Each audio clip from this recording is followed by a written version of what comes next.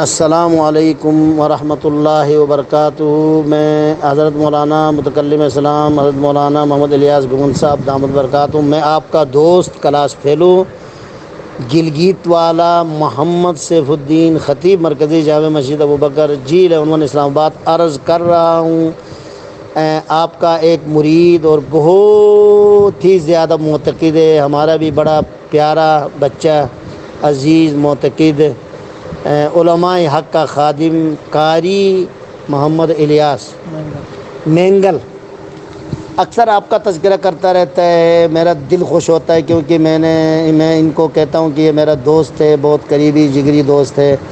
ابھی ان کے ذریعے پتہ چلا کہ آپ بیمار ہیں، میں پریشان ہوا۔ اللہ تبارک و تعالیٰ سے دعا ہے کہ اللہ تبارک و تعالیٰ آپ کو صحت کاملہ عطا فرمائیں، ہر قسم کے شرور سے، فتن سے، جادو سے، سحر سے، بد نظری سے محفوظ فرمائیں۔ اللہ رب العزت دین کی خدمت کی برکت سے ان سارے دشمنوں کو ناکام کر کے اللہ تبارک و تعالیٰ اپنے فضل و کرم سے صحت، عافیت، تندرستی، خوشی نصیب فرمائیں اور مرتے دم تک صحت کے ساتھ اخلاص اور للہیت کے ساتھ دین کی خدمت کے لیے قبول فرمائیں۔